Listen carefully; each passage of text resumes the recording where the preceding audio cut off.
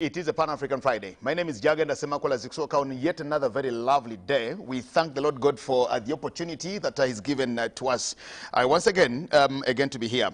In the midst of the pandemic, where we are losing quite a number of people on a daily, but we thank God for we are steadily and slowly by slowly soldiering on as we also find a lasting solution to the pandemic or the problem. Let's continue keeping ourselves safe. Let's do what we can do. Let's do everything humanly and let God be God and let God do the rest that no man can do. We continue trusting in the Lord God, for this is Uganda, and Uganda, the country, says, for God and my country. So we put God first before all our human efforts and see how we actually get there. We grieve with the families of those people who have succumbed to COVID-19 and the other ailments. We pray that the Lord God shall continue to strengthen you and to also give you the strength to go through this very trying moment. The body of Christ in Uganda also lost one of their own, Pastor Dr. Tom Kula, the husband to Pastor Imelda Namtebikula of Liberty Worship Center. Very sorry about that to the family of Liberty Worship Center, to the born-again fraternity in this country, and of course to all Ugandans. We are very saddened about that.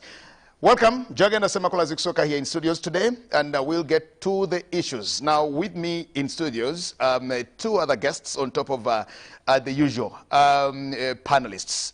Ndugu Mtuta, karibu, and maybe let me first hear from you before we get to our visitors. Asante. Yeah, it has been a challenging week, a mixed grill. We have had a number of, last week when we were here, Afande Masiko was talking about the level of awareness about the pandemic and what needs to be done as socially so that we can control and keep ourselves safe from this pandemic.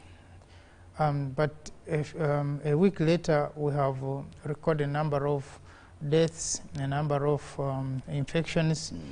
But also positive that we also have recovered a number of recoveries for people who have recovered both in the hospitals, but there are also people who are recovering from home, which is very important. You may have seen a video of an empty coffin, and yesterday I was. It was good that the minister herself came up to tell Ugandans that actually it was not an empty coffin. It was manipulated to look like government is barring empty coffins. I mean, for whatever reason people had. But she explained that. She's saying that it actually was not an empty coffin, but maybe social media as it is. Just like that said she didn't get a job. That her job actually didn't get it to her. and it went everywhere. I had got it from Nigeria, from a comrade in Nigeria, saying, look at your minister. But of course, because this was a demo that was done after she had been injected. But it seemed like she had actually not received the job. Exactly.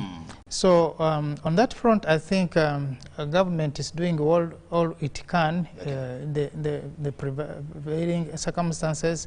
But we, me, you, and everyone has a part to play in this, because at the end of it, it is you who is going to pay the highest cost. So it is also good to be to get on the discipline, but also listen to the advice that we are being given. The minister has also wondered about medication, which could also be dangerous. We have the number of concoctions, a number of herbs, a number of trees, a number of everything. Yes, but it's also good as we do that. We do it with a lot of caution that we are doing the right thing. Thank you. Ndugu Bakol, in just 1 minute, from you, before I get to our visitors in studios. I have to thank UBC that for playing its role of inspiring, educating, informing the masses on COVID-19, and we've come up with a number of programs where really we are giving chance to Ugandans to understand that this is not a ploy, it's not a hoax, as some people used to allege. It is actually that serious, and we can only stay safe, we can only live to see tomorrow if we adhere to the SOPs and we are there to support one another. Okay. Well, thank you so much. Now, joining us in studios, away from our usual Pan-African Friday team, we joined here in studios by Major Awich Pola. Major Awich Pola is a lawyer, he's a retired major, and he's also been a UN expert on rights of the children in Geneva for a whooping 8 years, and he's now also an expert with the International Criminal Court in The Hague, Netherlands. He's joining us today. Let's hear from him. You're very welcome. Ndugu afande Major Awich Pola, karibu. Asante sana. Just a slight comment that the challenge is here. We have to live with it, we have to deal with it, and therefore our coming this morning, or my coming this morning, is part of the activities that I think society is dealing with it. And I hope every other person in doing it in whatever responsibility is doing. Okay, thank you very much. I deal with Major Awich. Joining us in studios here also is the Honorable Rose Obiga. Rose Obiga is a woman member of Parliament for Terego District and a former president of the Young Women Christian Association, currently now the president of the Uganda Change Agents Association, and also former guild president of the Uganda Management Institute. In studios, you're very welcome, Honorable Rose Obiga. Thank you very much. I'm so blessed to be in UBC. It's not the first time in a week's time. I've been in UBC 3 times. Ooh. I want to thank you so much. Yeah, I was on UBC Radio. I was also here talking about the role women play in combating this deadly COVID-19. Okay. It's not a myth, it's a reality. And the people of Terego, I've told them to kindly come out and fight it. We shouldn't be saying, oh, it's political. Now we have finished elections. So definitely we should be able to come out. Women are in the lead of this because if you come to the social things women do, like now everyone is home for this lockdown, it's women who are in the lead, even putting water in the morning, how to make the children comfortable, and your husband too. So I've been here. Thank you so much. But today on the African child. Okay. Well, just before we get into issues of the African child, remember we talk about a day that is celebrated from the 16th of June to the 18th because of the events that happened in Soweto in South Africa so many years ago. And this day, precisely, was put here by the United Nations exactly 30 years ago. And it's a day that we commemorate or remember. But just before we get into that, the world, especially the African continent, also lost an icon. And I think he is the last of his generation, Dr. Kenneth Kaunda. Just a passing comment from all of you, gentlemen and lady in studio. Your comment on Kenneth Kaunda and what we miss about him and possibly what we remember about him. He's lived, we thank God for the so many years that is given to him. And all his comrades went, Dr. Paul Milton Obote, Mwalimu Nyerere, and several others. And he's, I think, the last of that liberation generation. He's gone. Let's hear your comments in just a couple of minutes. All of you. I'll start with the Honorable Rose Obiga. Yeah, I can't. I find at times it difficult to say it all, but he has been so inspiring, so African, and to the let me say the students, the growing child, and to everyone in Africa. He has been so much of African. We have lost a very great leader. He has not been selfish. He has been all round. He has been so different in everything that he has done. May his soul rest in eternal peace. Okay, Tugum Tuta. There is a comrade now gone for good. They first announced him dead recently, I think on the 12th of January, about 2 days to our election there. News came in and said, whoa, Dr. Mzee Kenneth Kaunda has gone, but of course he hadn't died. Then much later he struggled with a pneumonia, that's what we're told. He succumbed to pneumonia. And he also dies at a time when he was fighting vigorously to ensure that we can have an Africa which is free of HIV/AIDS. But of course, his efforts will be remembered forever for all the time he's been here and all the struggles that he's put his life to. Let me hear your comments on Ndugu Kaunda before we delve into the issues of the African child. Yeah, I think like you put it, it's one of the last icons of his time. in terms of leadership. When you look at most of the people, his contemporaries are all gone. In fact, even I think 2 presidents that came after him already in that country in Zambia have also died. So I think it's a life that we celebrate, but you also you know that he's one of the African, when you say an African icon, it's really an African icon. You remember his Kaunda suit. It has stayed until today. until today. So other than fashion, he was also very passionate about African issues. The Kaunda suits. Yes, those were the Kaunda suits. You see everyone is putting on a Kaunda suit of his time. This is the late Nyerere. Yes. This is, who is that, Nujoma?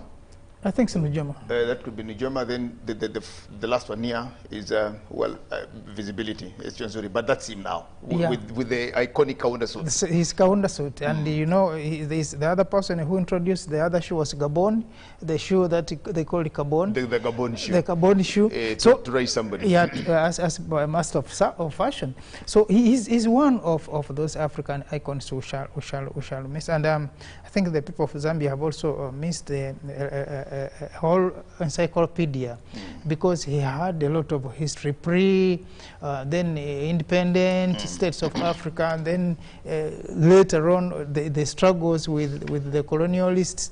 He was a very intelligent guy. I just met him one time when we were in Zambia. I think for one of those celebrations, and even at his age, you'll see his brain is still, because many people, when they grow old, they lose memory, they cannot even, but for him, he had a very good memory. Okay. And I think we have lost a good person, but also we celebrate, because not many of his kind are still existing. Okay. Well, Major Witch. Yeah, I really feel so much for the people of Zambia and Africa at large, because Kaunda was one of the leaders at the time the southern states were targeted as frontline states. He stood up among the leaders to stand up as a member of the frontline states, because basically those countries were at war, and the South African military regime was so strong they could strike from anywhere, and indeed they bombarded them. So he stood up as a member of the frontline states and resisted, and even on top of physical resistance is that he took it so many South Africans in terms of training and hosting them until it became so hostile that it was actually him who relocated up to our Kaweta. Because the Kaweta thing was that Zambia was told that if you don't, we shall pound you more. So as a part of the strategy, the Kaweta here, where the South African came, was that. Oliver Tambo. But also his command of statesmanship and intellect. I remember when Mandela died at the burial, the then president of Tanzania, Kikwete, spoke first, and he was relatively young. So when he stood up to speak, you could see the command and the hair that he was referring to Kikwete like, this young man who spoke, you know, referring to an incumbent president as a young man, shows a kind of both respect, but of course he was appreciating both respect, but also a command of the statesmanship, that he is there to still guide further. So I appreciate him in really that respect for the front line standing up at the time of need, where some countries were not clear, and we know them. Some African countries were not clear, we know them. But he was one of the frontline state members who stood up and did what he could. We'll miss Kenneth Kaunda. He's finally gone, and gone for good, and gone forever. We'll miss him. Ako, let me hear your thoughts on Kenneth Kaunda before we get into the issues of the Day of the African Child. Well, Kaunda, of course, there are so many things we can talk about Kaunda, but I appreciate his role in the Mulungushi Club. The Mulungushi Club was composed of Dr. Milton Obote, Mwalimu Julius Kambarage, and him. And mainly it was about the liberation of Africa. Yes, also his role in the overthrow of Idi Amin, that is actually the role we have also to appreciate, that whereas most of the people were in Tanzania, but also some managed to go to Tanz, to Lusaka, and complete their education, especially those that had been expelled from Makerere students then. But above all, I think on the side of democracy, we also thank him for being the first sitting president of the African continent to concede defeat. That is 1991, 1992. Yes, actually when there was an election, the first multi-party election, and he lost to Chiluba and handed over power. Actually, had he wished, he would actually have refused to hand over power. So he concedes the defeat in good faith, and since that time, he has always been there to guide the nation. But also, lastly, he has remained a Pan-African, because even when he was still a teacher, before he joined active politics in the liberation of Zambia, he used to castigate English, so that the English language is so discriminative that in the African culture, a sister to your mother is your mother, a brother to your father is your father, but these things of uncle, cousins are very discriminative. I've never called any of my mother's sisters. Yeah, and he maintained that even when we are speaking English, we must carry along our African culture. Yes. You just ended it on a very good note that cues us into the Day of the African Child. When you look into the issues of the Soweto uprising, you'll notice that it was also a language thing. That decree that the Akale brought on, the African decree of now introducing a new language to the students in South Africa, is one of those that caused the uprising. And you saw the children in South Africa, of course, resenting and getting to that. And that also gave a lot of platform later on in the struggle for the ANC to actually have ground to repulse or to refuse apartheid, until much later when we saw them overcome that. It started as a language problem, and I think I'll start with you, getting into the issues of the Day of the African Child. We talk about it, not so many people actually stop to think about what this is when we talk about the Day of the African Child. And when you look at it, 30 years later from when they said we need to celebrate this day every 16th, 17th, and 18th of June, what have we done to ensure that, yes, this is actually there, and to have a continent that a continent that embraces its children, a continent that has a life for its children. Anyway, let's start with that. Ndugu Jagend, of course, the 16th to 18th of June has to be celebrated, and especially among the young people, those in schools.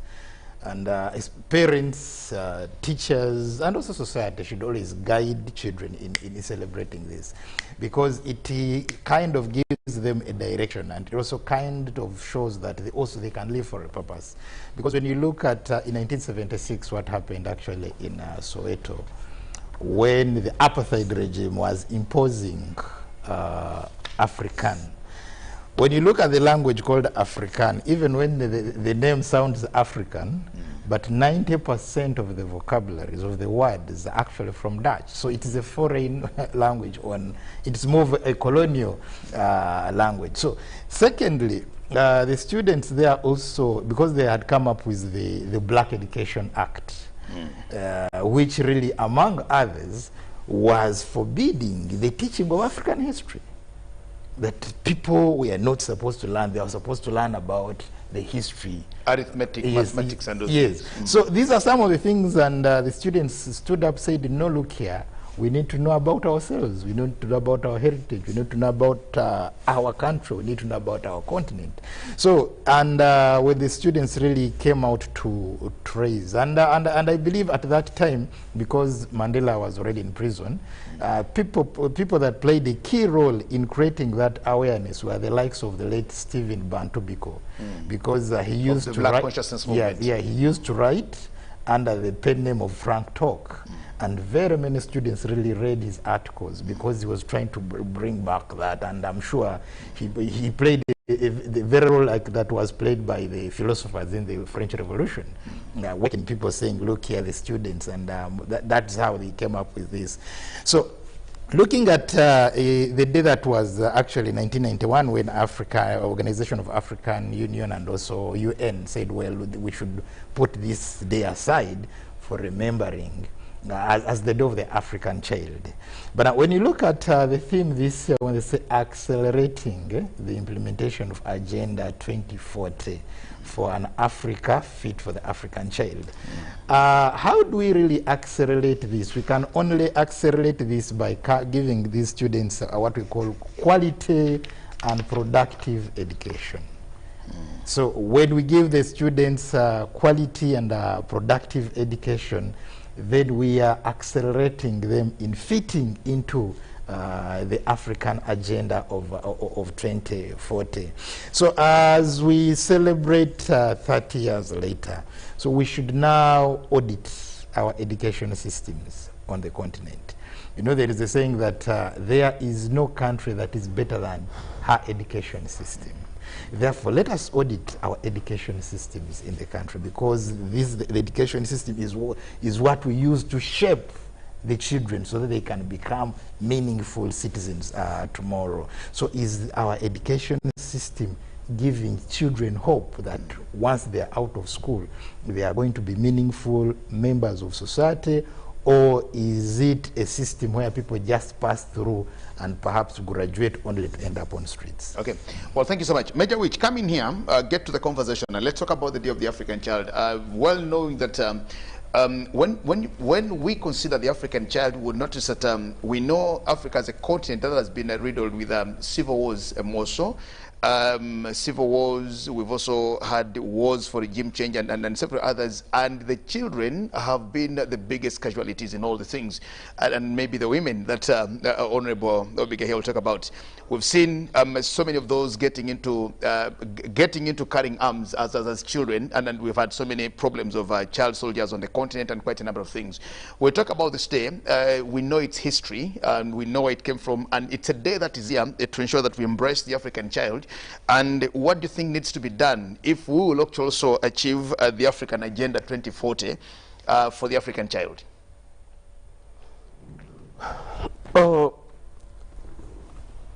Of course, I start from the looking at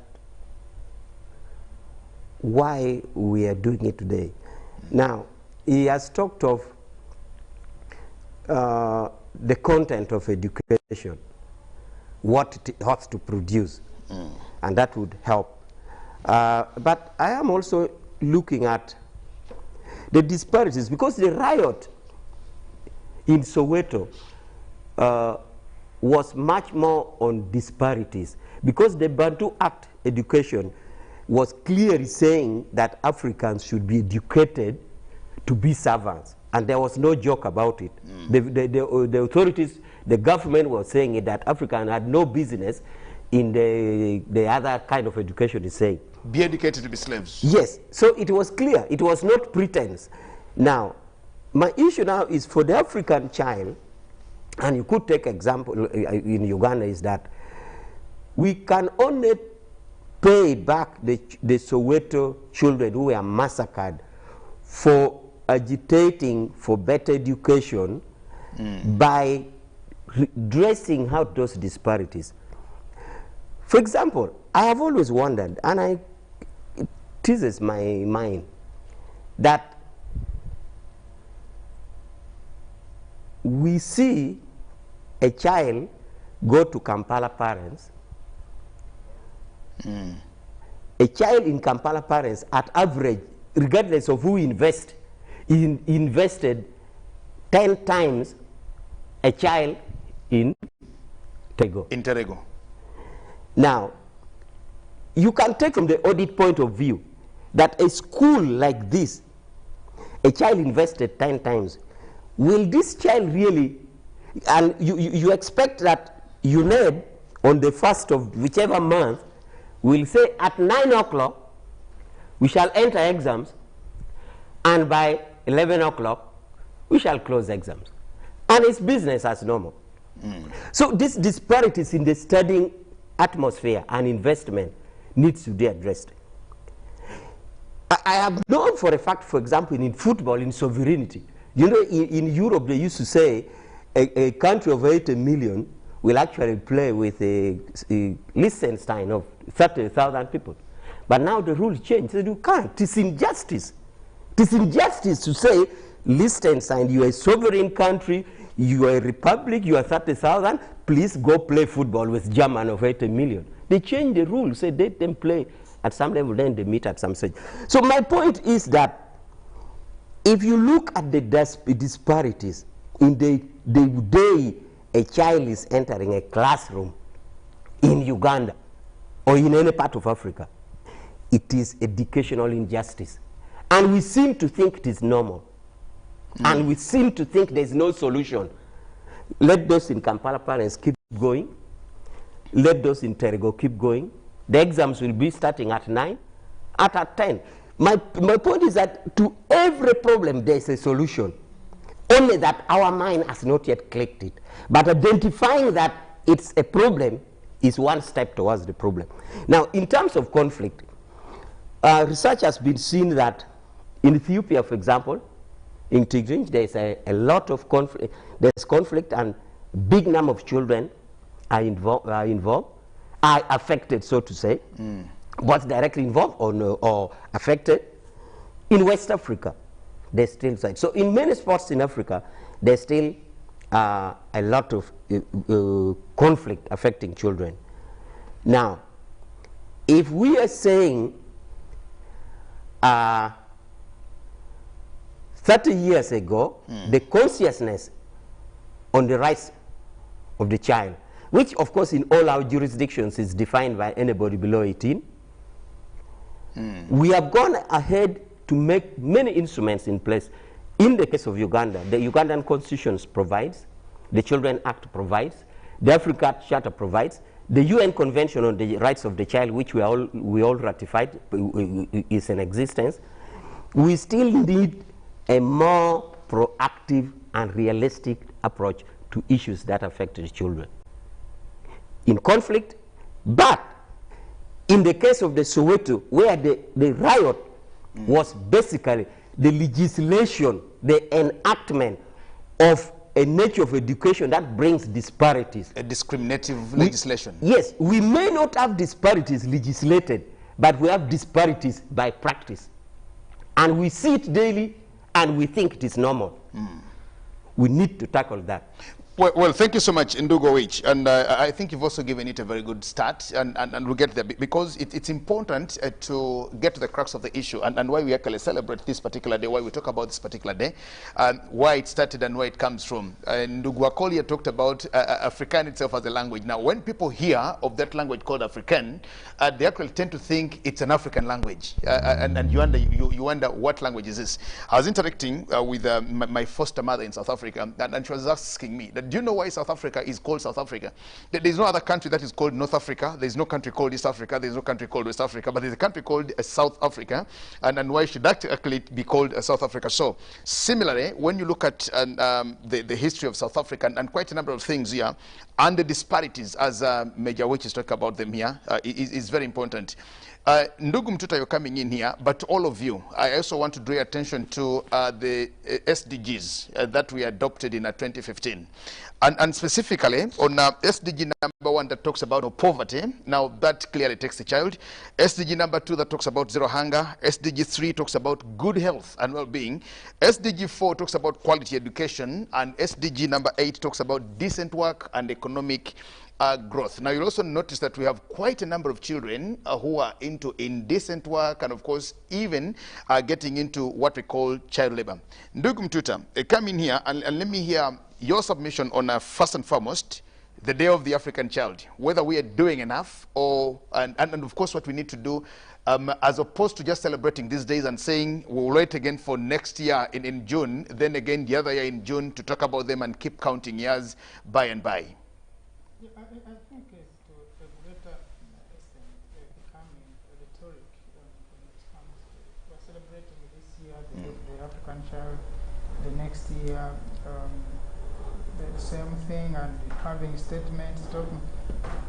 I think we need a more proactive approach to some of these issues. Today, I've been reading some literature to the extent that Africa is a continent where education is not only problematic but also an advantage of the few, exclusively for a few people. Now, as we speak, I think by the last statistics, when you look at the ages of 6 to 11 of both the girls and boys on the continent, it is telling you that about a quarter of that population is out of school, they're not in school. I was also meant to understand that when you look at ages of 12 to 14, a third is out of school in Africa, sub-Saharan Africa. And when you look at ages of 15 to 17, 60% of that population is out of school. Now, where are these people going? They drop out at the age, from the young age of 5 to 11 is that high, and for both girls and boys. So there's no country, there's no population, there's no community which is going to be developed without education. It may be as bad as it is possible. Even the African education has its own problems. We appreciate that. But even that, the basics that we need, if we are not going to have all these populations of young people out of school, then what type of adults are we looking at in terms of what talking about even the SDGs? They cannot be achieved with all these populations out of school. But at the same time, he put it, if those who are in school, when you look at the Soweto uprising, we call it, it was meant to address the inequalities, the disparities in the education. Now, as Africa, have we achieved that? Because we still have that problem where you have certain people going to particular schools and others cannot access those schools. It means the exclusiveness of education on the continent is still a problem. Now, how can that be addressed? I don't know, but I think the most important thing is that governments need to look at this as a priority if we are to bridge the gap, because other than that, then the children of the poor will continue going to poor schools, and when you look at the statistics, the biggest the dropouts are most of those from the poor families. So if that is not addressed, it means that the children of the rich people will continue going to school, good schools, and will be in school until they finish the education, and the children of the poor will continue dropping out of school and disappearing in the population.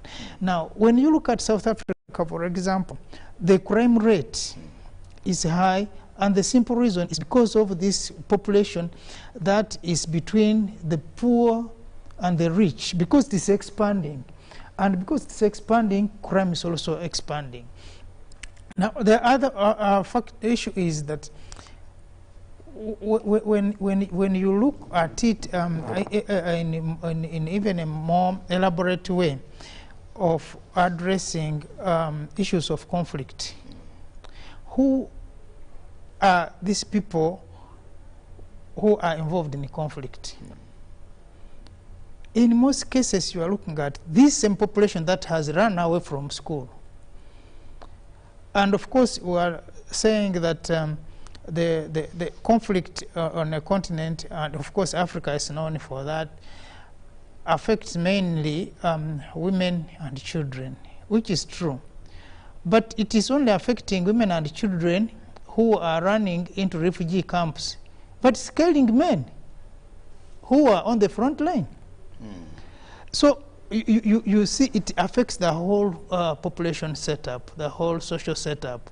Now, to be able to address that, I think we need to have deliberate efforts as a continent to have, and I'm sure the African Union has a number of issues, and you, of course, you have cited a number of I think he cited a number of instruments that we have subscribed to, those who have some verified, some who have endorsed. But who is the class monitor to ensure that what we have ascribed to, we are following up? How are we performing? Where are the indicators that we have assigned ourselves? We have agreed to these instruments, and we are following them, and we are also observing them. Other than that, of course, if we are not going to have this population of children outside school addressed, then we should prepare ourselves for the worst in the future. Even when these good schools, Kampala parents is talking about, children have gone to those schools and tomorrow they are going to be in affluent positions. These people who have dropped school are going to be the crime causers, they are going to be the trouble causers, and still the harmony, the security, the safety of the country and the continent generally is still going to remain in peril as long as we have this big population out of school. Okay, Honorable Obiga, coming here to this discussion, as a woman and as a mother, I know that you possibly could feel more passionate about the children than all of us, even when we feel the same. Thank you. Thank you so much. Just as I said, I feel so blessed to be here to discuss about the African child. I always want to live an exemplary life. I'm one person who lost my dad early, leaving my mother pregnant with twins. We're 9. Remember this firstborn, and my mother was still young, leaving her pregnant, and you know, we had a set of twins. She moved on. I was left with these kids. At this point, I can proudly say I've educated 9 up to university. Your siblings? Siblings. And even other people. If you add, I have around 14 people who have successfully finished studies. People think because of the unemployment, the big unemployment rate, you're wasting money, or, you know, and many people are so selfish.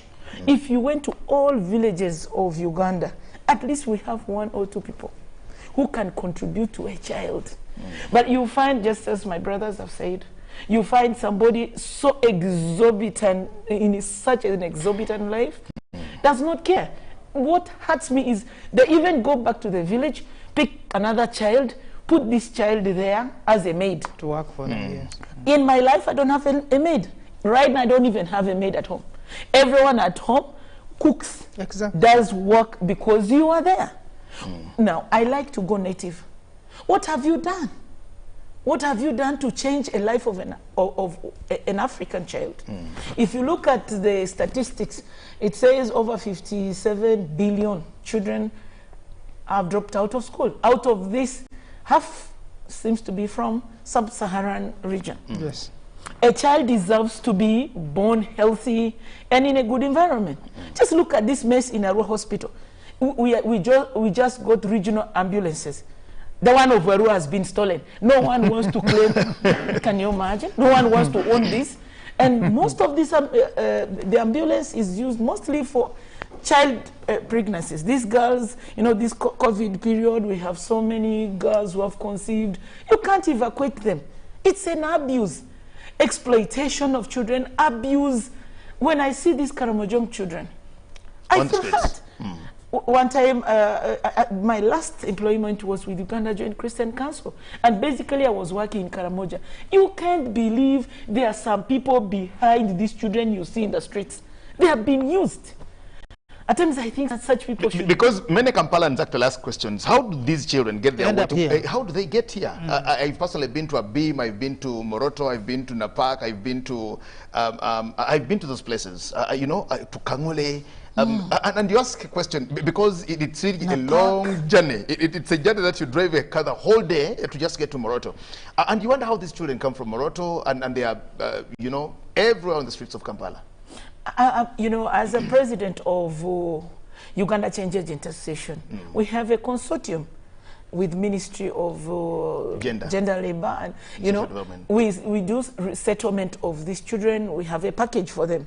You can't imagine at times when these children are intercepted, the people who are responsible for bringing these children.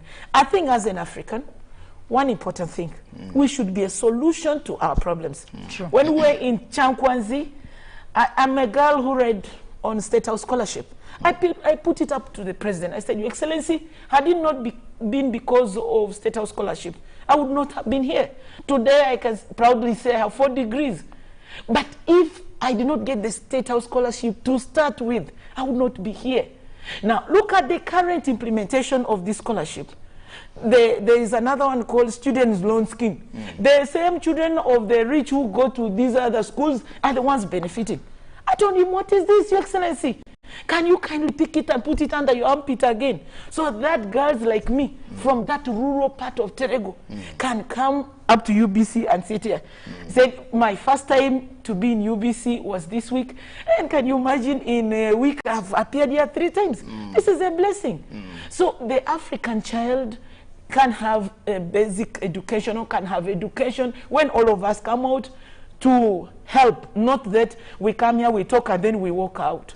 This UPE, it was good enough to give basic education, because after basic education, then we move to the next level. But can you imagine head teachers conniving with the PTA chairpersons and PTA members? They start charging something that this is so little. Why was it put? I've told the people of Terego, head teachers of Terego, if you want to collect money, kindly go to private schools, leave these children, leave us. Let's start there. Recently, the people from Terego, we have a Terego Development Forum. We decided to contribute money so that we are able to get books for our schools. We decided to train the teachers. We also decided to cancel them. You see, once you give, I remember last week I met one of my old teachers. He didn't believe when I gave him 500,000. I said, I can't thank you enough. I was this rough girl, because it was conditions that I came through that trained me like that. Some people think I cannot be good. Some people think I'm too tough, but that's not me. You are modeled by situations. Look at the Konyu War. The ones who shoot you just there and then were the child soldiers. When the person scratches the head or just something, shoots you with several bullets. Children have been abused enough. I urge all Ugandans to go back to the grassroots. Just bring up a child. What can you do for your own people? Not this thing of buying a lot of ice cream for your house. Your house is filled with the same thing. One dress in this fashion, another in that fashion. What have you done to help this very vulnerable child? Okay. We have many of them. People throw food in the dustbin. In my house, let me find food in the dustbin. Cut enough that can feed the people. Let me give the balance to the village. The starving ones. Yeah, those who are starving. When I pull out something and give to these children in the streets, mostly I don't give them money, because I know they are collecting money for somebody. I ask them, what can you eat? If I go to a restaurant, I pack some food. I give them, you go and eat. They are kept just dirty just because somebody wants to get rich. I want to sound a warning to people who are still there to pick children to come and make money for them. Shame upon them on this day of an African child. Okay. They should be ashamed, really. Okay. Major Witch, come to this conversation again. I've just been touched by what the Honorable Obiga here says, because she's actually a living testimony, and she's been there before. When you look at the continent of Africa, you'll notice that derogatively, we are portrayed as that country to actually give a true picture of an African person or an African society. They'll put a woman here, like you said, with 9 children, half naked or totally naked, with nothing to feed or nothing to eat, and that is what will actually tell that now that's a picture of Africa, even when there are certain good things. Then, of course, child soldiers, like we're saying, you know, put children with guns on their backs and these things. That's the image of Africa. And so when you look at everything now, this day starts from a legislative disparity in South Africa. But yet again, when you look at countries, we've overcome certain things. When we got to adopt the Millennium Development Goals in 2000, those that were supposed to move 2015, Millennium Development Goal number 2 was talking about universal primary education. Now, that was in 2000. Uganda had adopted the universal primary education scheme a little early, about 3-4 years before that time. And these are things that are not exclusive to only the Africans, but these are things that we get towards the entire international community. And unfortunately, we don't seem to achieve them as required. For example, the Millennium Development Goals, when they were reviewing them, I think we hadn't even achieved 40% of those. Here is where we are today. We talk about still education, we talk about we talk about health, we talk about quite a number of things. Looking at that picture of the African child who does not seem to be catered for, even when we have lots of legislations, programs for the children and all the things. What needs to really be done to ensure that we now move from what the Honorable Obiga here is saying to a time when we'll have an African child. And just remember that, yes, this started in South Africa so many years ago, but look at the African child today, because if you presented the African child today at the international stage, you look at a very big challenge or disparity. Going forward, what needs to be done by all of us as African countries? Well, I can't comment, or I can say what needs to be done at the continental, as you say, but let's also remember that the state practices are much, much more broken down by sovereignties. You could have supposed activities at the continental. For example, on armed conflict, there's what is called the platform for children affected by armed conflict by AU, and they think it is an AU program that should be rolled out. Whether you go to Congo or you go to DRC, or I mean Congo DRC, you go to Mali, or you go to Ethiopia that had earlier initiated. So this is what you would expect, that at the continental level, it is an action-oriented approach. So, but as I said, it comes down to sovereignties, because you don't implement it in the air, you implement it in each specific sovereign states. But in more concrete case, what I would think is that already, as I said, we have instruments that we have adopted. Some of these instruments, like for example the Convention on the Rights of the Child, in Article 43, it demands for implementation. And it demands for a holistic implementation, to the point that it demands, for example, for establishment of a ministry, which I think in our case we have. It demands for an establishment of a children's rights active body, like we have this other body, which is under Ministry of Gender. It also demands that not only would you implement provisions by provisions of the convention, but it also says that states must report to UN to see its compliance. Okay, somebody was talking about the prefect. Who is the prefect? The convention demands that, but sometimes, because we have not met that, you find a country like Uganda has double reports that it's supposed to make, yet it has not made.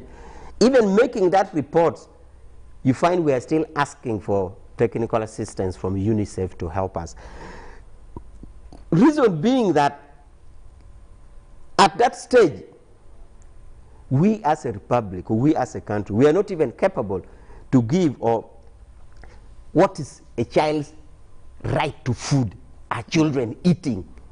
What have we done to ensure that they're eating? Because that is a provision which we have to report. Are they eating food or not? A child's right to health, what is it?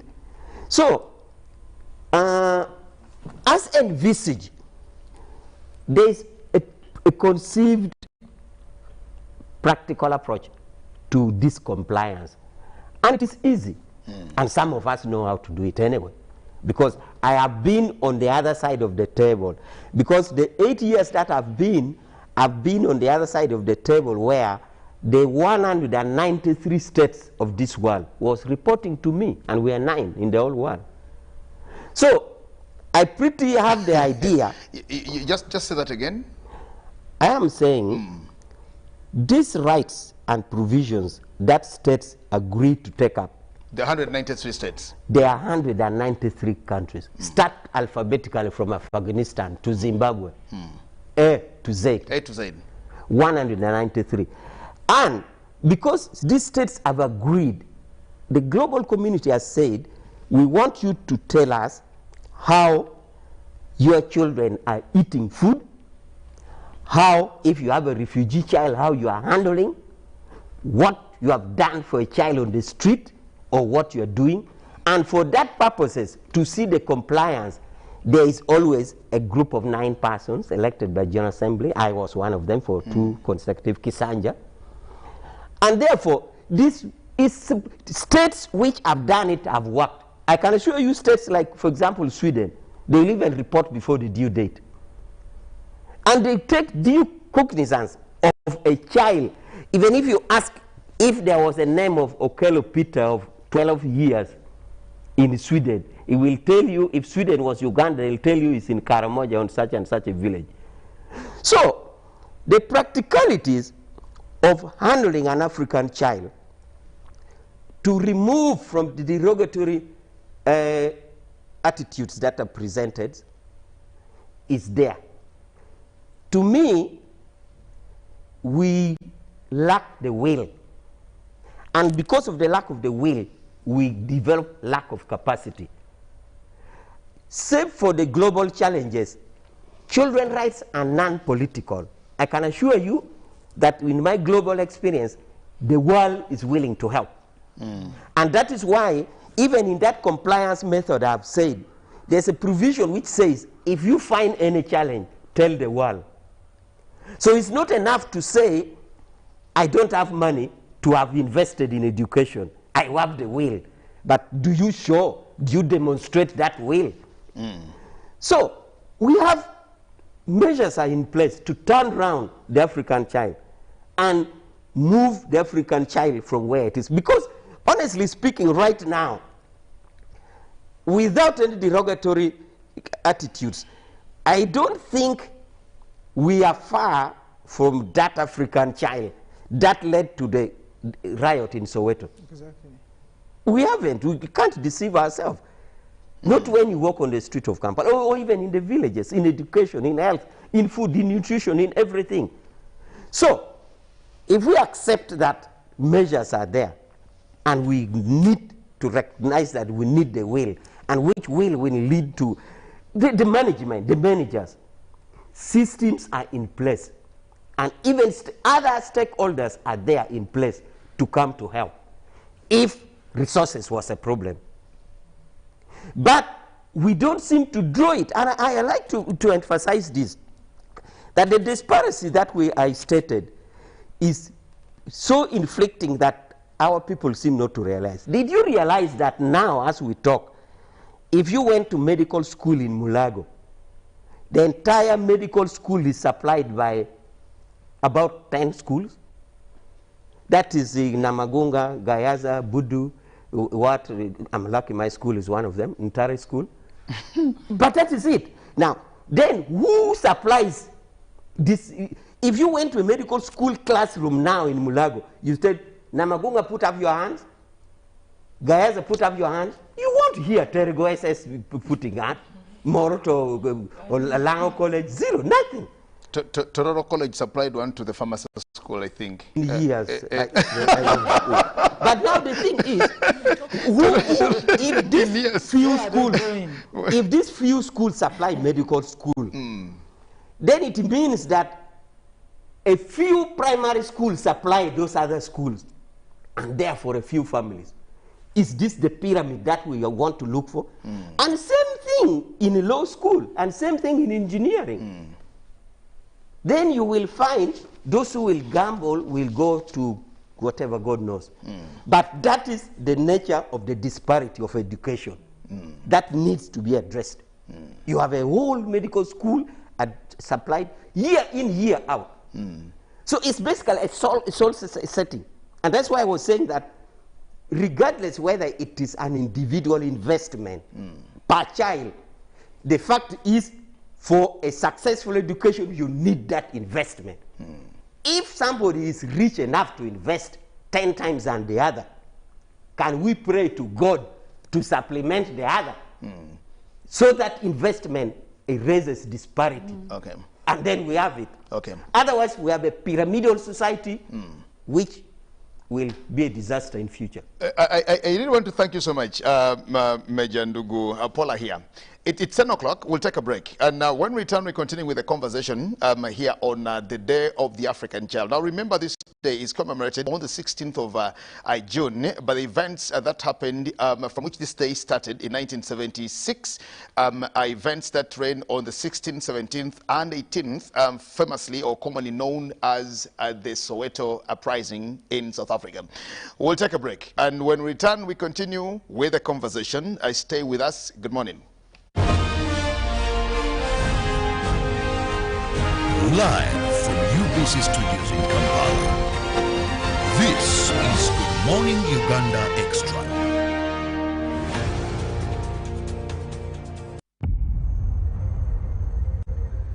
What does it mean to be closer together? It's taking the last bus home for a surprise visit. Closer together is strangers finding a connection.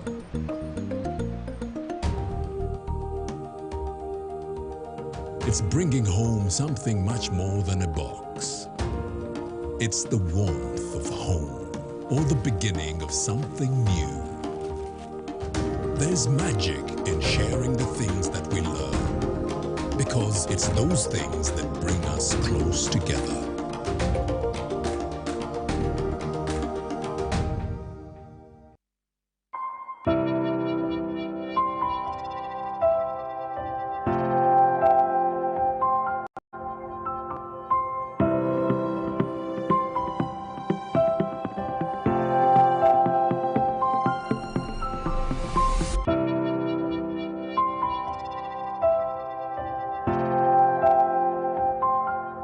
Echa COVID-19 chija kugwa. If we get vaccinated now, observe social distancing, wear masks properly, sanitize or wash our hands with soap and water regularly. Together we can defeat this enemy.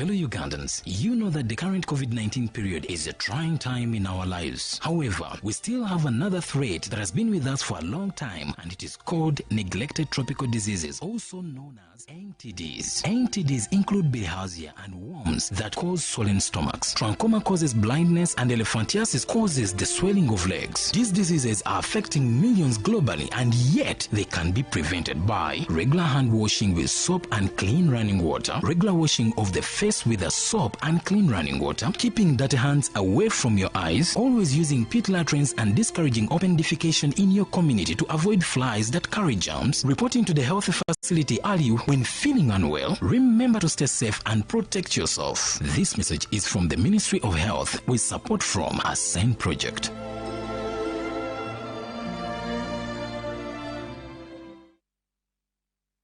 Therefore, understanding this model.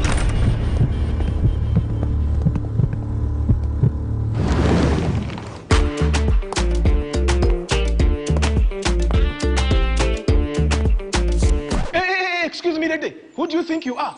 A queen? Hey, haven't you heard? Get Airtel Chillax bundles and browse like a queen. Get Airtel Chillax bundles that do not expire and browse like a queen or king. Dial *175# or use My Airtel app.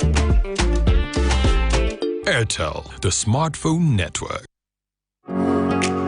It's no secret that ICT makes learning easy. The strides made in our field couldn't be possible without it.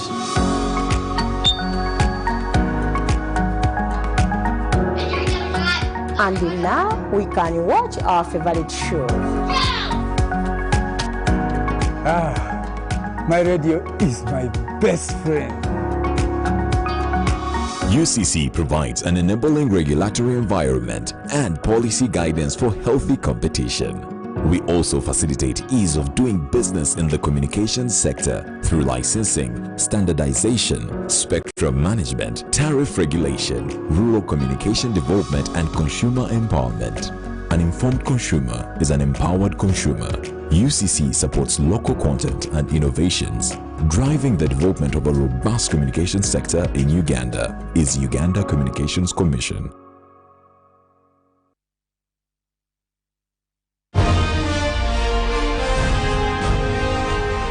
Live from UBC Studios in Kampala, this is Good Morning Uganda Extra.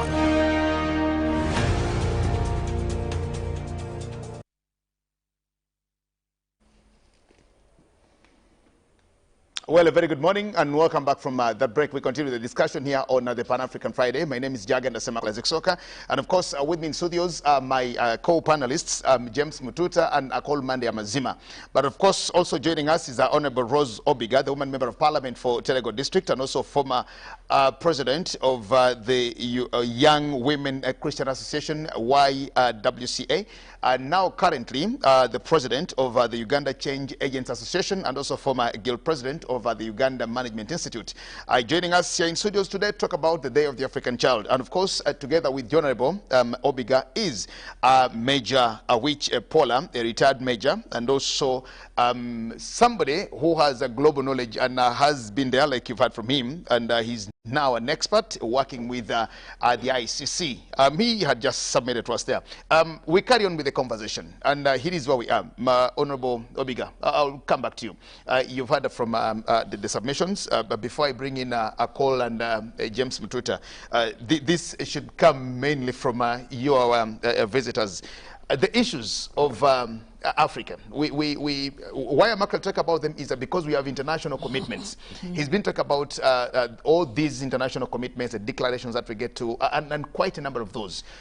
We very well know that even if we do not specifically outline them as children statutes or children commitments, they affect the children in one or another. Quite a number of these conventions that we get to.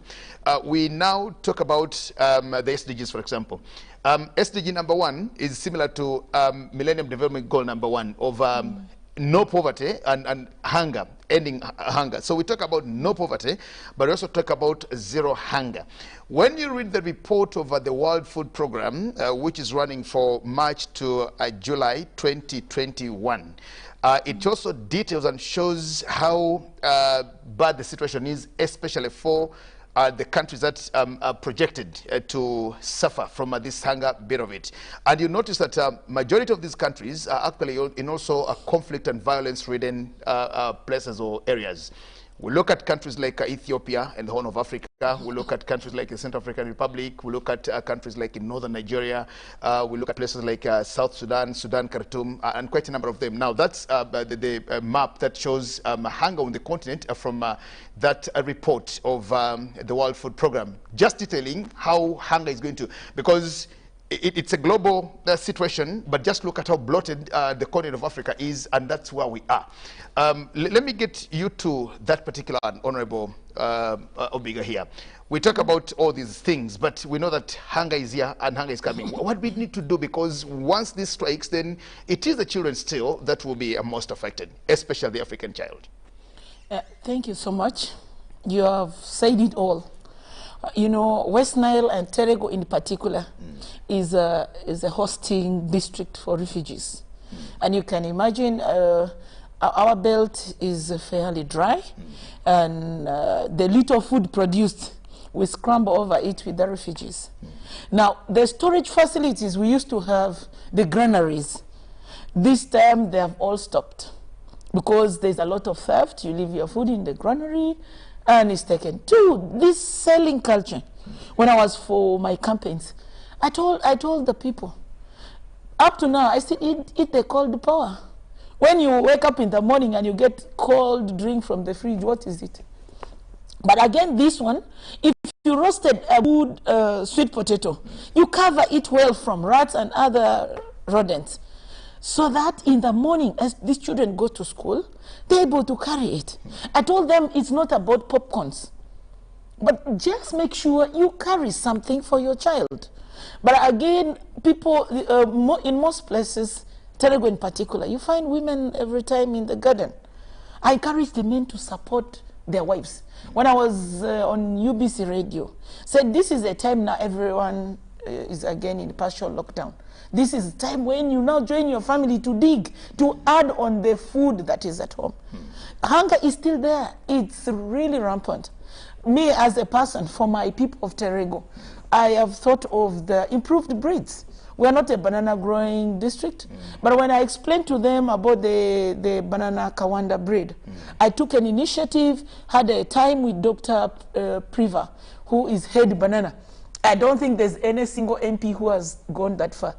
Just within this shortest time, I'm delivering a few lorries so that the people are able to plant. I'm just waiting for the second season of rains. So everyone, just as I said, we should walk the talk. What do you want to achieve? I know without food, then we cannot implement the parish model. The first thing you have to do in your house is to ensure there is food. This will help us come against hunger.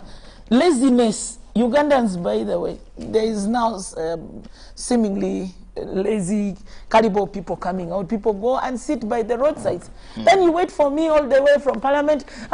Is there not something not small in your pocket to give us? Everyone calls, you know, I have a malaria. Can you give me money to go for treatment? I ask back, should I now go treating everyone with malaria? And then a whole district of Terego that has thousands of people. Then I do what? You can't. Yeah? Should I start giving handouts? No, I want to give them the seats. And how I motivate people to work, by the way. The best performing farmer receives a prize from me. And recently I took 30,000 tree seedlings. I want to try the Kenya model, where every homestead has a woodlot.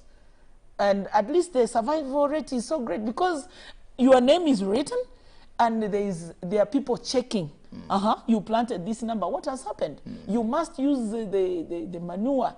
We have a lot of cow dung, chicken refuse, and so forth. So poverty is still there. There's a lot of hunger, but we can come against it. If we use the right methods, if we start food storage, you don't have to go now back to the granary. You can have a store in the house. Yeah. Well, Akol, come to this conversation now.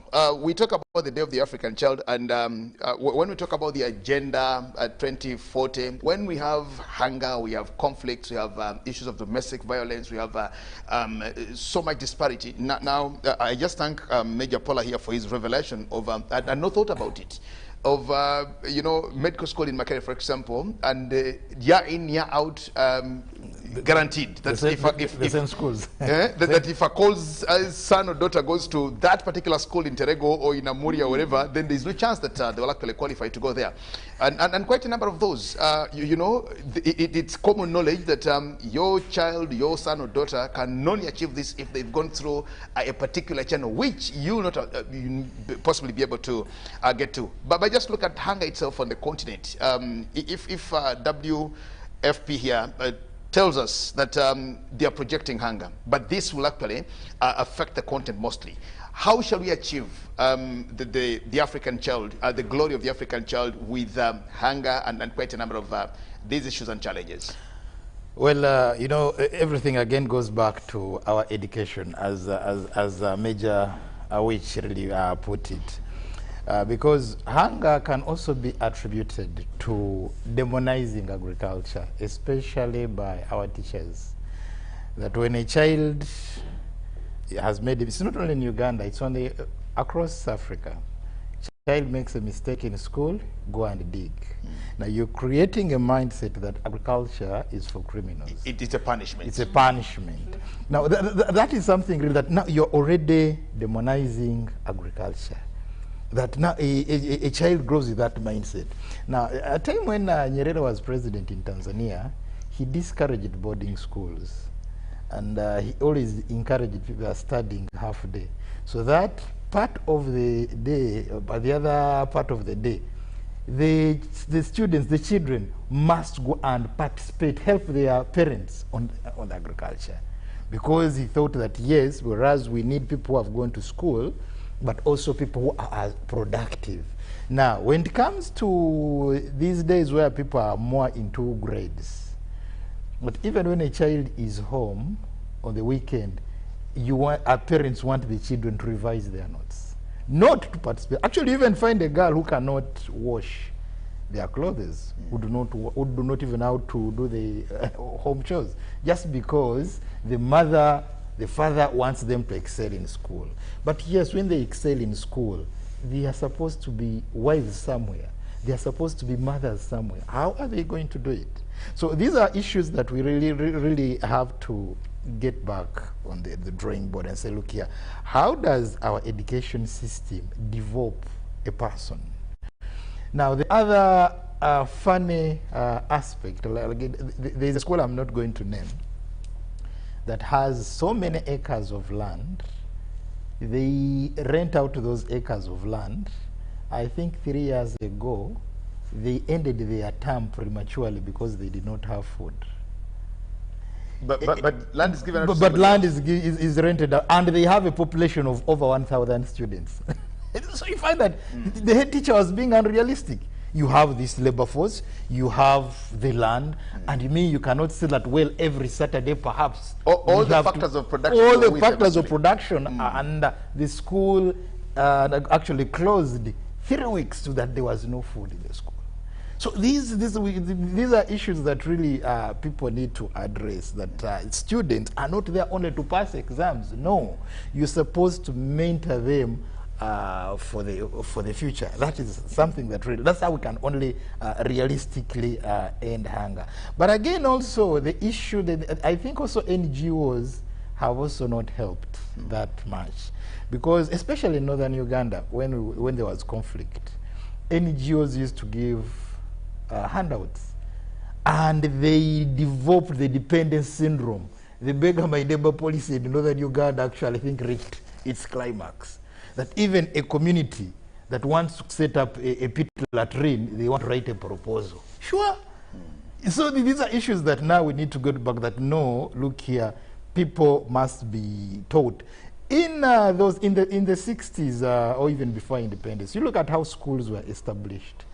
That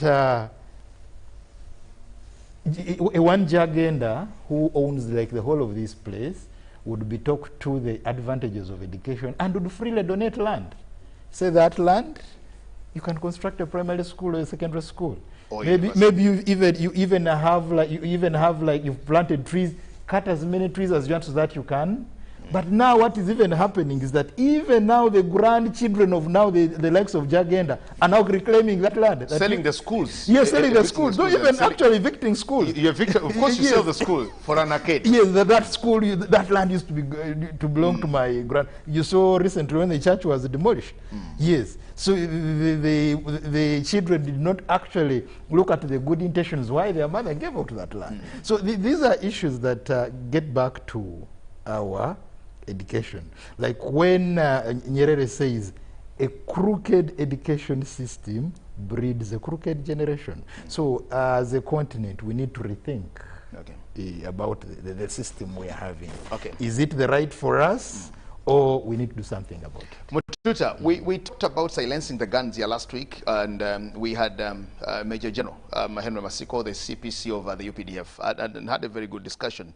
And we were looking at the role of the military, especially the armies themselves, in helping silence the guns. But you also notice that even when we're struggling with what we're struggling with, we want to achieve these very good dreams. We've looked at the African Agenda of 2063. We now talk about the African Agenda 2040. We look at individual domestic programs, Uganda's Vision 2040 and all the others. Tanzania has theirs there, and quite a number of those. And of course, with all these, then you also have the SDGs for 2030.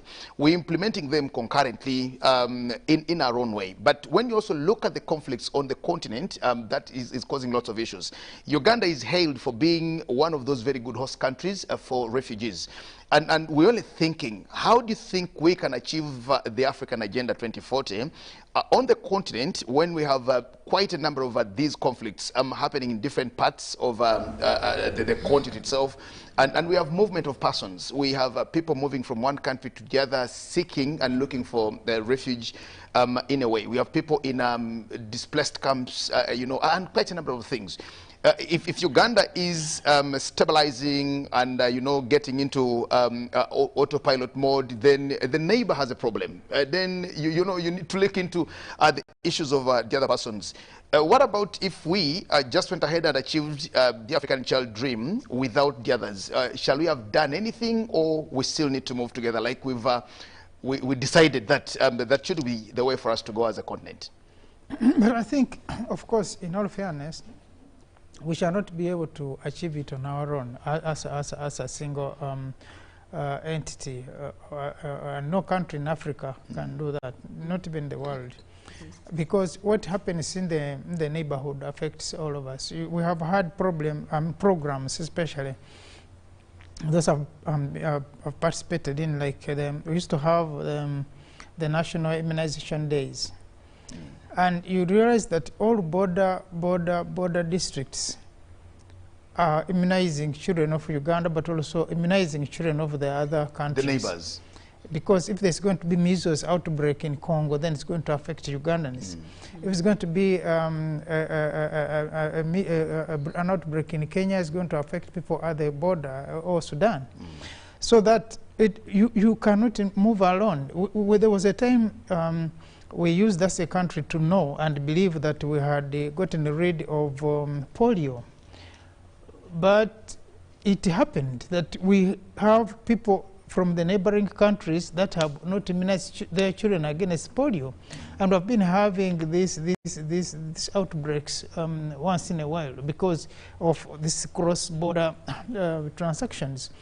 So there's no way as a country we can claim that we can move it our own without involving the others, especially on the African continent, knowing that our borders are so porous to the extent that you have one family in one country and another family in the other country.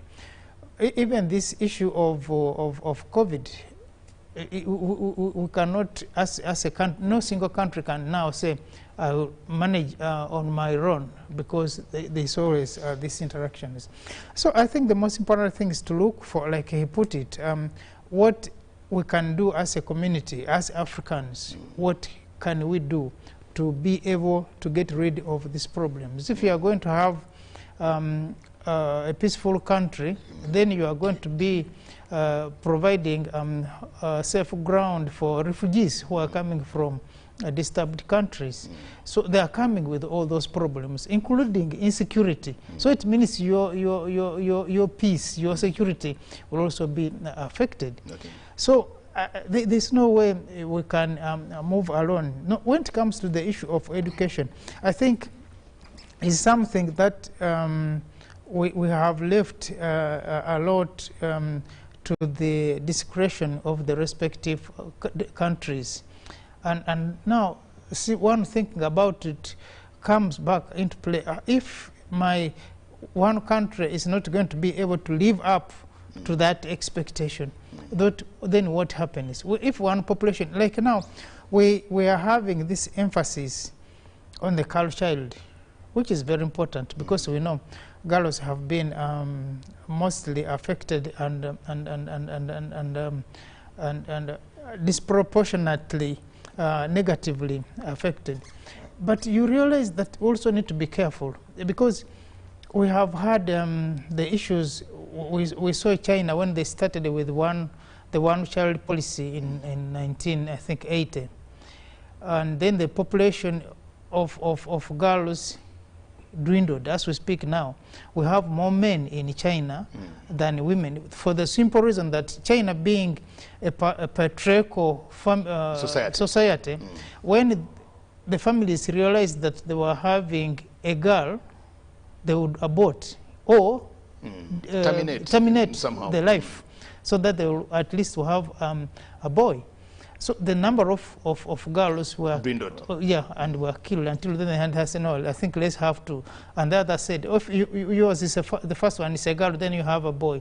Then now, I think by around, that was around 2016 when they changed, and now I think last year they said, this year I think they said, let's have 3. We have seen this also happen in China. The forced abortion is when you realize that the child is going to be a girl, they have to force the woman to abort so that she can have a boy. So I think even this issue of gender arrangements has to be handled cautiously, that we don't only emphasize on the education of the girl at the disadvantage of the boy. Okay. Because if we are going to have even more girls in school and have more boys out of school, still a problem. If we are going to have more boys in school, that inequality. Yes, whichever way it is, it will affect us. So even that one also has to be now looked at in a very conscious manner. But on the overall is that we need to look at ourselves as Africans, which education is good for us, because we have countries that are now saying, no, I think Uganda inclusive. Let's be teaching these children in their local languages, especially at the beginning, when they start with. And others are saying, but are we making these children more competitive, or we are even domesticating them for a very small market? Yes. That if you learn in Lumasaba or Uganda, exactly. Then you can only work here. So what will be the advantage and what will be the disadvantage? So I think, but education in whole needs to be looked at because this is the only way that is going to gap to end the discrepancy and bring together the communities of the poor and the rich to have a more peaceful society in the future. Okay, just still with you, Ndugu Mtuta, can we cascade this from the boardrooms to the local persons, because many of these initiatives, many of these plans, things that are negotiated or talked about at that level, in presidential meetings or summits where they discuss very good things, I come up with resolutions and boom, have them there, written documents. Can we get them here? For example, you find that you are an East African, but if you go to Tanzania and you're a Kenyan, then you're going to find problems. You know, there are those issues of fighting back and forth, being arrested here and there. If you're a Ugandan and you find your way in South Sudan, for example, you would imagine that going to South Sudan would just be like moving to another village. Like I would move from Salama, where I'm born, to Terego, where Obiga here is born, and you don't find a problem. You get Nigerians come to South Africa and you have xenophobia, you have all these problems. You go to, there are places that you go to and you even wonder whether you are still on the same continent. And when we talk about all these issues, when we still even have these conflicts amongst ourselves, can we really achieve this? Because we are talking about the African child, but yet again, we are still at a level where we look at ourselves as enemies, even on the continent of Africa. And again, it goes deeper when it comes to these discrepancies, because communities are getting wary of the foreigners coming and taking over the small jobs that the natives should be doing.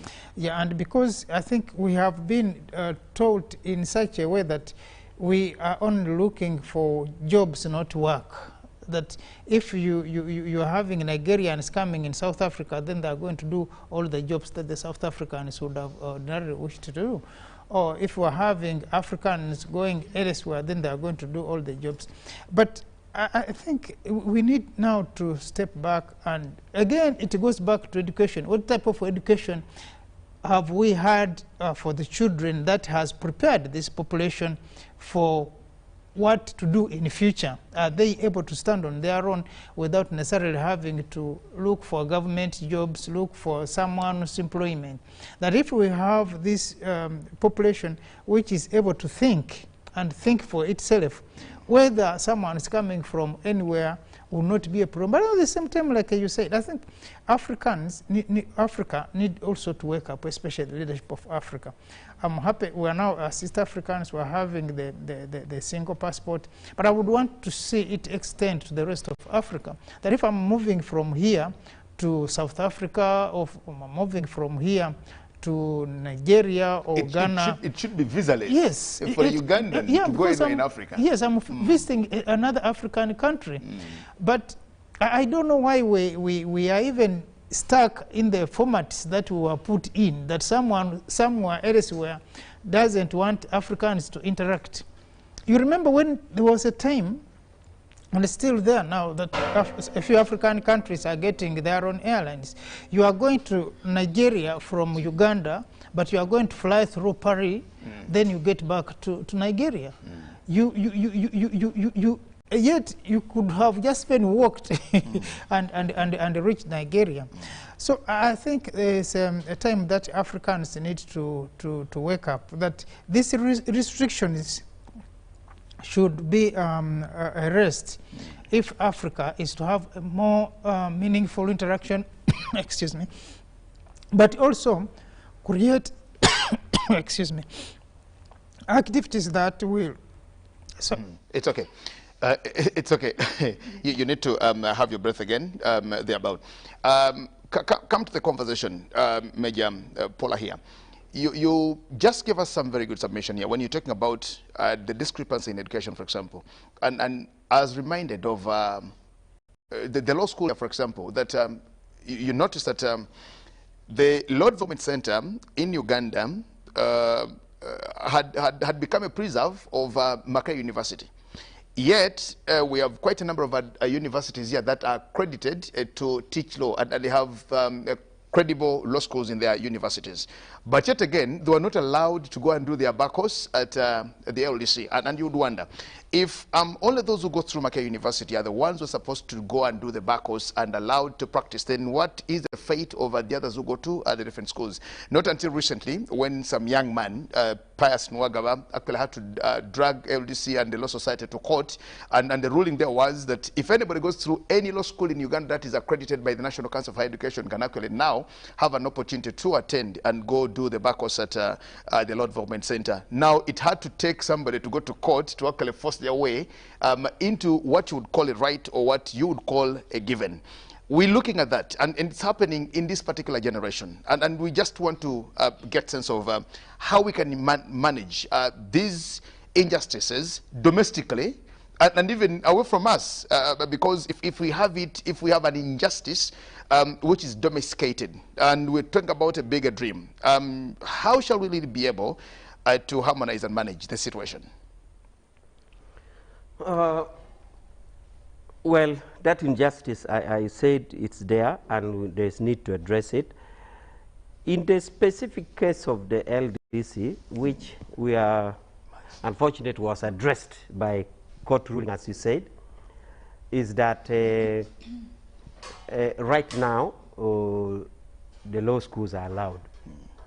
But even then, if you look at that, if you went back and actually looked at the law schools that bring students to LDC, it still talks of disparity, like the way I said in medical school. You will find that a particular social class come from particular universities.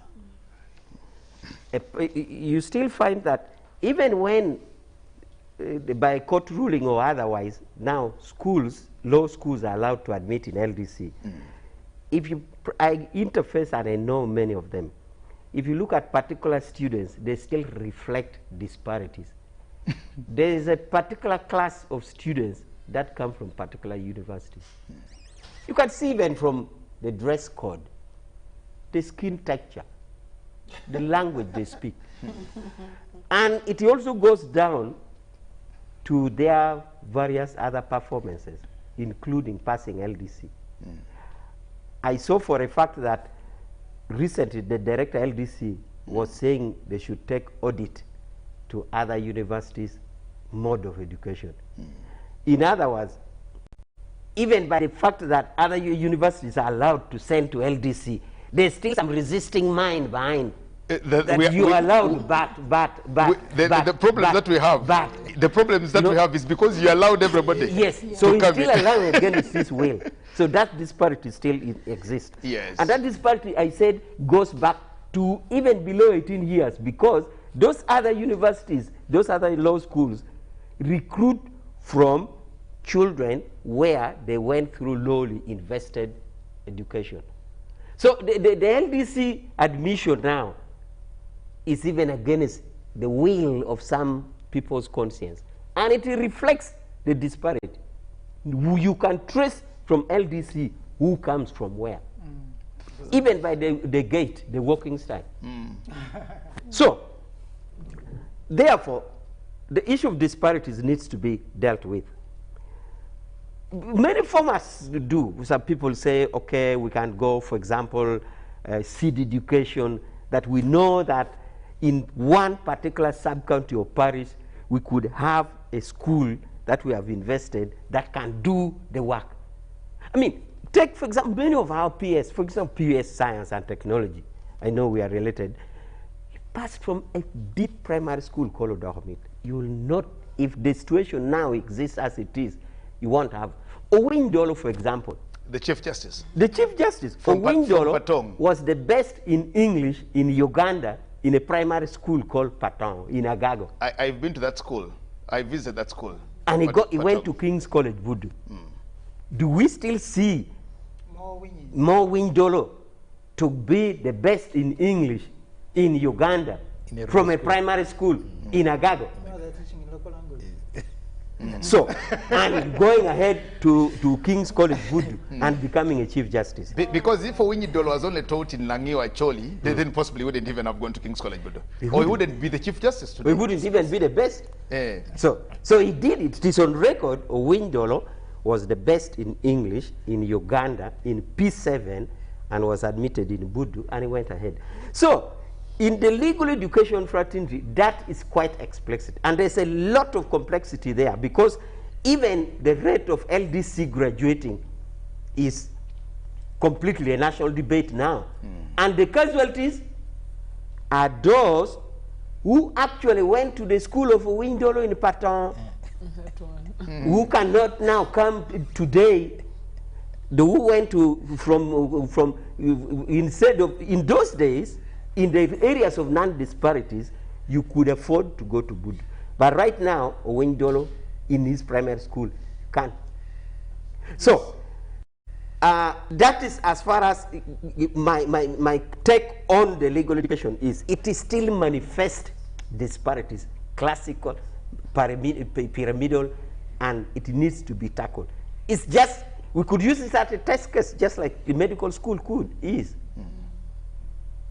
Yeah. So, if we're talking of the African child, this African child, that the Soweto uprising was saying, look, you cannot have through a Bantu Act education to tell us that you have education to teach Africans where to be. That is what the Act says, that they be in the service, I mean, to be servants.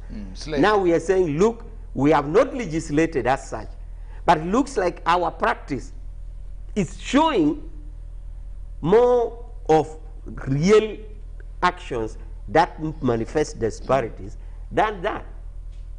It's not for reason, for nothing. For example, if you took from the audit point of view that a school, for example, let's say a school in Umbara Junior, for example, primary school, if you took the audit that this school with the same number, how much money have they used for tea for staff members, toilet paper for staff members, food, whatever, PTA, you do from the audit point of view. Take a similar scenario like a school in Lira, a same school, if you audit that, do you see that there's a different funding, I mean investment?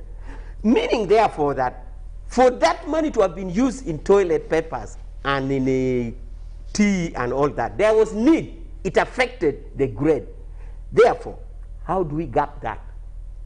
Because this will guard against some people thinking, are you thinking of two type of exams? No. What I'm saying is that it needs an approach of investment to lift the other side. Because the money used in the other school for toilet paper, for tea, for PTA, for whatever, is not used in vanity. It all crystallizes and brings out a result. So that is it. It is even in legal education. For an African child to go down there, from African child there, to be the African child of Windolo, to be a Chief Justice. In the case of legal education, we need much more. Where should we put our emphasis, Major Paula? What should we put on the emphasis mostly? Because we do not plan in compartments, but we plan holistically. When we're doing or domesticating our legislation, our plans, our budgets, our everything, we look into the bigger picture. We look into the entire national picture, the continental picture, the regional picture, for us to be able to put the things together. And I just want to hear from you. Where should we put our emphasis mostly? Because we cannot do it in one go to achieve the agenda of 2040. Should we emphasize health and education? Should we emphasize employment? Should we emphasize decent work for the African child, for example? Because, you know, when we talk about the child, we are not talking about a politician. We're not talking about governance. We're not talking about, I think we concentrate so much on health and education, the well-being of the children. Are we doing enough in as far as domesticating these issues? Because even if this is what we wish for the entire Africa, but we need to domesticate it in Uganda, and the rest of Africa does the same things for us to merge up there with goals successfully. Of course, we all know that as a sovereign state, in an African setting, not only Uganda, there will always come an issue of the resource envelope. And therefore it will say you want to do all at a go. But we also know that there are priority areas. Health, for example, because you want to do much unless if you're not unless you're healthy. And education. But so there's not only an issue on priorities, on choices to pick, but even in approach to like redressing errors. And that is why we're saying, what I'm saying is that if, for example, you cannot empower all primary schools in the country, an approach can be developed, for example, like every sub-county, there's a seed school that is strong enough. So not only are we going to prioritize areas like health and education, but even prioritize the approach.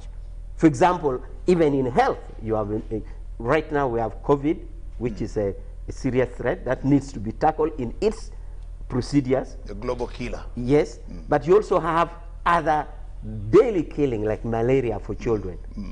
You have also immunization. The Ministry of Health persons, I'm sure, know the priorities. But to agree with you that priorities are needed in both the choice of priority of the issues that impact on development, but also priorities are even inside there, like in education, you need priorities areas like areas that redresses, because to redress is not to discriminate. For example, if you choose to say you empower one in a sub-country, is not to say you're discriminating or disadvantaging others. Redressing an error in itself is used by a method of discrimination anyway. Okay. But you are redressing. For example, if you say you're having 1.5 points per child, for girl child, you are not discriminating boys. You are just strengthening the girl child. So priorities are there. Okay. Thank you. Akol, before I come to you, let me come back to Honorable Obiga here. And talk about, for example, when you look at the National Development Plan 3 of Uganda, which is in its second year, and it's one of the 6 national development plans that will help us achieve the Vision 2040.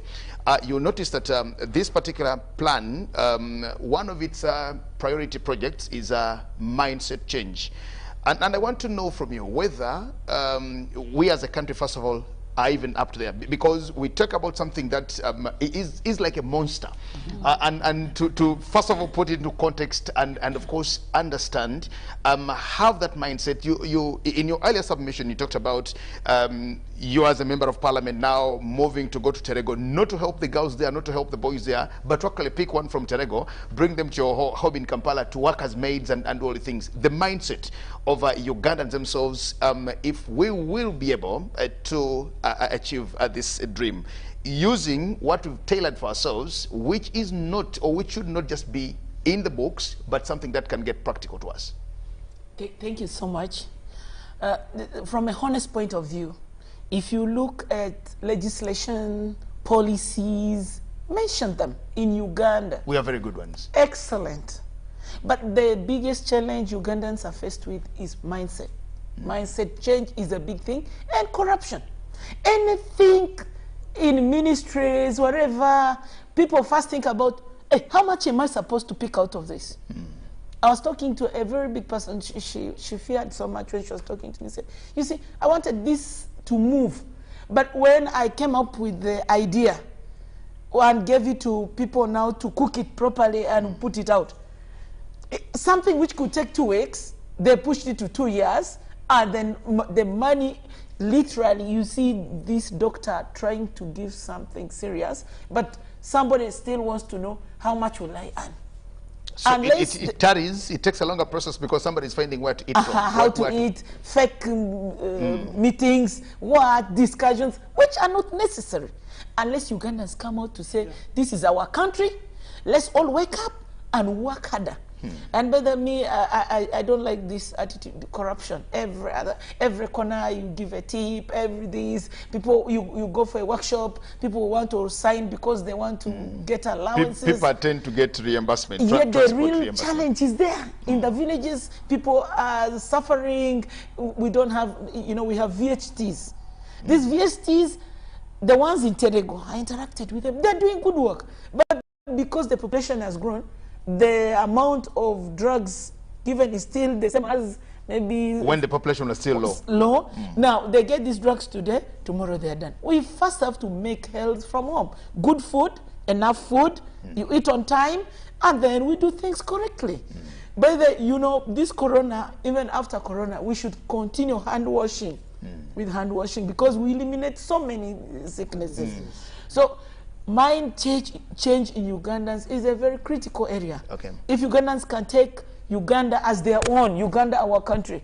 I have lived in Switzerland, but I'm a lawyer by profession. Very good. So when my big brother Major which was talking about LDC, internally I was weeping. It's good to be human. I was one time on the Central Governing Board of Uganda Red Cross. By the time we were there, it had really blasted. The time we left, people started importing cars, pretending it is coming for Uganda Red Cross, but for their personal gain. Now, if you can do this in Red Cross, then where can't you do it? Where can't you fail to do it? Importing TVs that now this is for watching programs of Red Cross. And they take them in their houses. In their houses, make big so they hotels. get tax exemptions to benefit themselves. To benefit themselves. And it costed Uganda Red Cross. We lost the properties. Each time I drive that road, Tweed Towers, Queen's Lane, I see that structure, I want to cry. How could people lose this property just because of selfish interests? Can we stop being selfish? Because me as a mother, I can't steal from my husband, my child. So let's take Uganda as our mother. You can't steal from your mother. But people are so selfish after building, for example, Sheraton. You want to run to Africana, a Grand Imperial. You are doing nothing tangible to a child, an African child, a family. Right now we have COVID. You find, they say, is it Bill Gates? So these other contributions after we have done, how about that small girl who got pregnant during this COVID period? What have we? I want tangible contributions. And that is all about mind change. I still insist that every county, every village, every sub-county, every parish has somebody. What have we done to our villages? We start from that and we move out. Akol, our time is running out. Finally, I come to this conversation. Let me hear from you, your final submissions, and if you have specifically a question to Ndugu Awich or the Honorable Biga, please, you could go ahead and ask them as we conclude in the next 8 minutes. I want to thank you, Ndugu Jagged, and the colleagues here. I think my issue is that we need to define who the African child is. Yes, because ideally some of the middle class people, the middle class in the middle class now, their children actually do not measure to being African children. Those actually the children of some of the bourgeois class in Uganda here are just white children in black skin. It's because the way they are being treated. So the blood, therefore, the African child we are talking about is that child from Bwera, that child from Kumi, that child from Terego, that child from Anafa. From Patong. Yeah, from Patong. That is the African child we are looking at. Because the life of the African child is that of struggle, struggling for a better tomorrow. But these are the children of the bourgeoisie here, you find that they even have a mindset that their tomorrow is secured. You get it? But the other knows that I have to work hard for my tomorrow. That is the child I think we are looking at. Now, my question to Ndugu Awich and also Honorable. Ndugu Awich has a background of having been a Kadogo. And because a child soldier. A child soldier. And another, how do we end this? Because ideally, if the circumstances that pushed you there at large, on the African continent.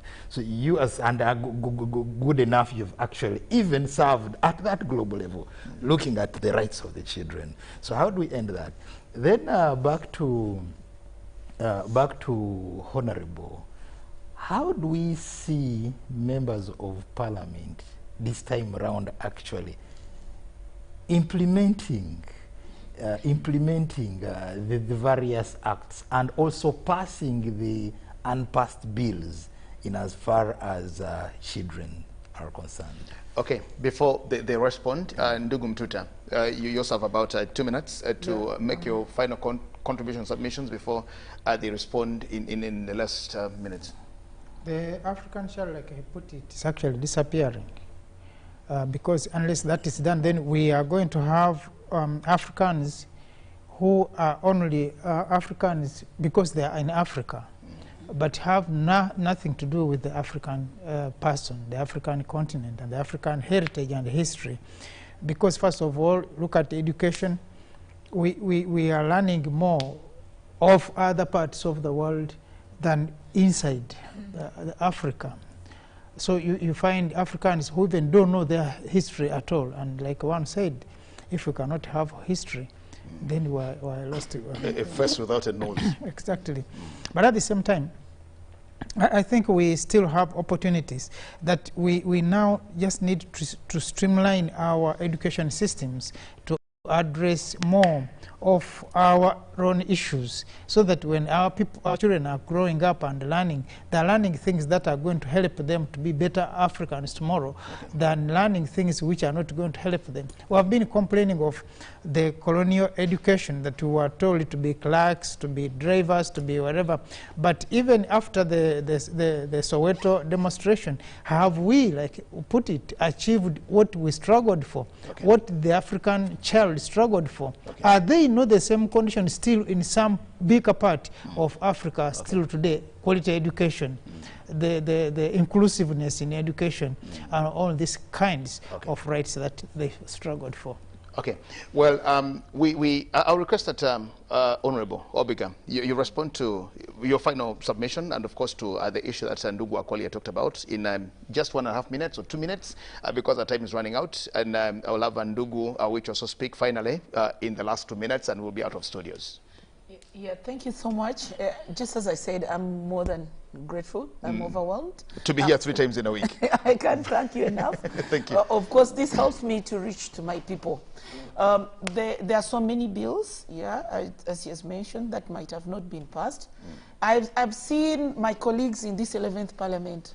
I've been with very many in Chankwazi for a long time, and I've also been with them in these few days. They seem to be full of energy and ready to do things differently. Most importantly, there are so many lawyers in this current 11th Parliament, because when it comes to bills and so on, and even others who are from other professions are willing even to move private members' bill and take on. Most importantly, there's an attitude of wanting to work for the people. So if all the members of parliament are able to touch the grassroots, definitely we are going to have a big change. I am optimistic that we shall do more than before. Yeah, thank you so much. Thank you, Honorable Obiga. Ndugu Awich. Yeah, thank you. Bullet points, time is up. One, I like the way he has emphasized that we should still think that, we should not think that the African child has disappeared. The African child with the disparities exist in the up-country parts of the country, and we should think hard about it. 2, is that true? We were child soldiers in NRA.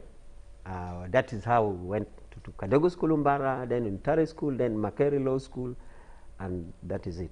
Now, my peers are good. We tried to recover. The head of pharmacy in UPDF is a Kadogo. Your cohort? Yeah, we were together in Untare School as well.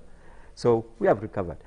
Now, on the question of ending at the Continental and in Uganda, is that you can do it institutional. There was a time when UN Security Council passed Resolution 1340, and it listed the list of shame countries which were having child soldier. And there were rules that you had to meet to be disqualified from that list.